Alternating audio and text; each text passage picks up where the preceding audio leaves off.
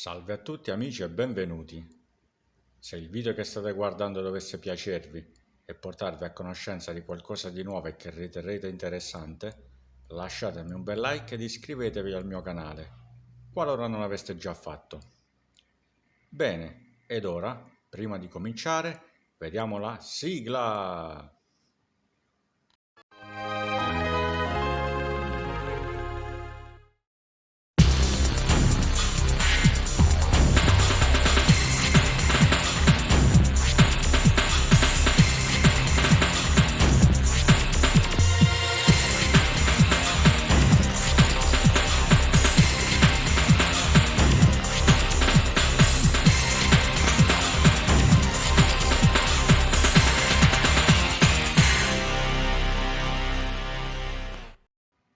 Nell'ultimo video abbiamo analizzato la storia di Guile, visibile portando a termine Street Fighter Alpha 3 con il suddetto personaggio.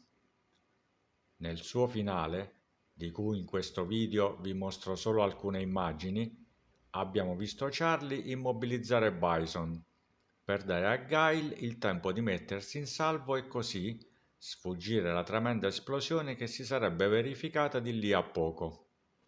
Qui vediamo Guile che in qualche modo si sforza di credere che Charlie se la sia cavata e fortunatamente gli eventi che abbiamo visto in Street Fighter V gli daranno ragione.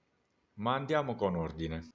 Continuando a seguire la corretta cronologia degli eventi, ora analizzeremo ciò che ci viene mostrato in Street Fighter 2, ove sappiamo non c'è Charlie Nash, che in quel momento era da tutti ritenuto morto, ma solo il buon Guile.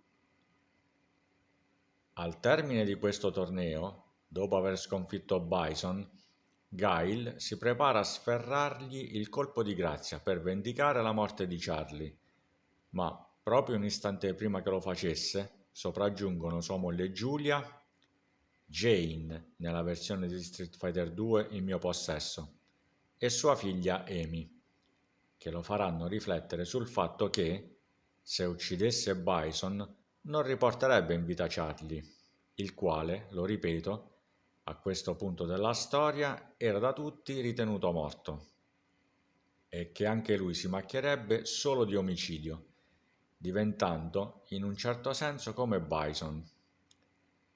Guile si rende conto della veridicità di quelle parole e rinuncia al suo proposito di vendetta, scegliendo di riabbracciare la sua famiglia e di tornare a casa, ove ci verrà mostrata una deliziosa scenetta familiare, con tanto di cagnolino che, per chi non lo sapesse, si chiama Sabu. Al termine della modalità arcade di Street Fighter 2, selezionabile all'interno di Street Fighter 5, ci viene mostrato sostanzialmente lo stesso finale che abbiamo visto in Street Fighter 2, solo che in questo caso Giulia ed Amy non si sono recate nel luogo dove Guile e Bison si sono scontrati. In questa più recente versione degli eventi, vediamo che Guile arresta la sua mano di sua volontà, decidendo spontaneamente di non diventare un assassino, e quando si reca a far visita alla tomba del suo amico Charlie in patria, viene raggiunto dalla sua bella famiglia. Tra i due finali non c'è poi questa grande differenza, ma è un qualcosa che comunque ho ritenuto giusto portare alla vostra attenzione. Dovremmo aspettare Street Fighter 4 per quantomeno cominciare a sospettare che Charlie sia ancora vivo. Il francese Abel, infatti, vedendo Guile lanciare un Sonic Boom, gli dirà: quella mossa, com'è che tu riesci ad eseguirla? Ti riferisci al mio Sonic Boom? Conosci qualcun altro che sia in grado di eseguirla? Chi è e dove si trova? Gli risponderà Guile, che aveva capito dal tono di voce di Abel che quest'ultimo aveva già visto lanciare da qualcuno un Sonic Boom. Abel, però, infastidito dal tono minaccioso del suo interlocutore, sostanzialmente gli risponderà che, dato che egli non conosce nemmeno lui, come può aspettarsi che possa rivelargli i suoi segreti? Quando Guile vince il combattimento, dice ad Abel: "L'uomo che ti ha salvato ha usato questa mossa? Starai parlando del mio amico." Se è invece Abel a vincere il combattimento, dice a Guile: "Dove hai imparato quella mossa? Ti sei allenato con l'uomo che cerco?" La reazione di Abel alla vista del Sonic Boom aveva riacceso nel cuore di Guile le speranze circa il fatto che il suo amico più caro, Charlie, fosse ancora vivo, dato che per quanto ne sapeva, solo lui e Charlie erano in grado di eseguire un Sonic Boom. Nel finale di Guile, visibile in Street Fighter 4, lo vediamo recarsi nel cimitero, ove è collocata la tomba di Charlie. Guile vi adagia sopra 2 bottiglie di birra, come a volerle offrire al suo amico, il ricordo delle bevute che certamente avevano fatto quando entrambi erano sotto le armi. Apro una piccola parentesi. Sono certo che, pur avendo fatto molte bevute assieme, Guile e Charlie, quando dovevano guidare, non si sono mai sbronzati. Per cui facciamo come i nostri eroi ed imitiamoli, per noi e per gli altri. Chiusa parentesi.